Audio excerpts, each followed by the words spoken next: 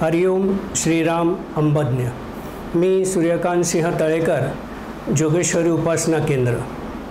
पण त्याच्या अगोदर बापू फॅमिली ही आमच्या खूप जवळच्या परिचयाची, कारण माझे वडील श्री राजाराम सिंह तळेकर आणि बापूंचे वडील बाबाजी हे अगदी कौटुंबिक मित्र।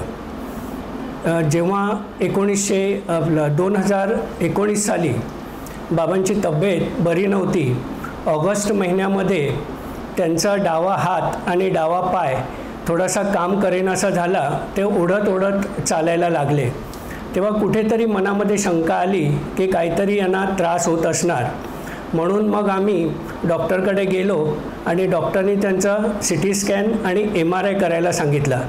तो CT स्कॅन आणि MRI केल्यानंतर त्यामध्ये असं आढळलं की त्यांच्या मेंदूमध्ये ब्लड क्लॉट झालेला आहे आणि तो ब्लड क्लॉट ऑपरेट करून काढावा लागेल। त्यावेळी माझ्या बाबांचं वय हे 93 वर्ष होतं। त्यानंतर आम्ही पार्ल्यामधील एक प्रथितयश डॉक्टर त्यांच्याकडे बाबांना चेकअपसाठी घेऊन गेलो। तेव्हा त्यांनी बाबांना चेक केलं आणि सांगितलं की यांचं ऑपरेशन करता येईल, परंतु निव्वळ ऑपरेशनचा खर्च साधारण 3.5 ते 4 लाख रुपये एवढा होईल। मग त्यानंतर सेकंड ओपिनियन म्हणून आम्ही मग दादांकडे जायचं ठरवलं आणि त्यांची संपूर्ण फाईल घेऊन आम्ही दादांकडे क्लिनिकमध्ये आलो आणि बाबांची संपूर्ण फाईल ही डॉक्टर शिवांना दाखवली। डॉक्टर शिवानी ते संपूर्ण फाईल बघितली आणि ते म्हणाले की एवढ्या एजमध्ये यांचं ऑपरेशन करणं आपल्याला थोडंसं रिस्की आहे म्हणून। तर मग मी त्यांना म्हटलं जसं दादा सांगतील तसं आपण करू। तर म्हणाले ठीक आहे। मग ती फाईल घेऊन आम्ही आतमध्ये दादांकडे गेलो। दादांनी ती संपूर्ण फाईल बघितली आणि म्हणाले की काय करायचं आहे? तर म्हटलं दादा तुम्ही सांगाल तसं आपण पुढे जाऊया म्हणून। तर म्हणाले की ठीक आहे म्हणून।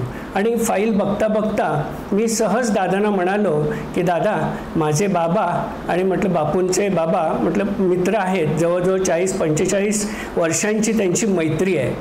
मग दादांनी मला माझं नाव, उपासना केंद्र विचारलं आणि दादा सहज म्हणाले की अरे बापूंना मानणारी अजून वयस्कर लोक आपल्याकडे आहेत, तर मी नक्की बापूंना सांगेन म्हणून। आणि मी बसलो होतो समोर आणि तेवढ्यात थोड्या वेळाने दादा म्हणाले की मी आलो म्हणून। आणि दादा आपल्या केबिनमधून उठून बाहेर निघून गेले आणि 5 मिनिटांनी दादा खाली आले आणि मला म्हणाले की मी तुला एक लेटर लिहून देतो, ते लेटर हॉस्पिटलमध्ये दाखव, डॉक्टरांना जाऊन भेट आणि ते जसं सांगतील तसं तुम्ही पुढे जा।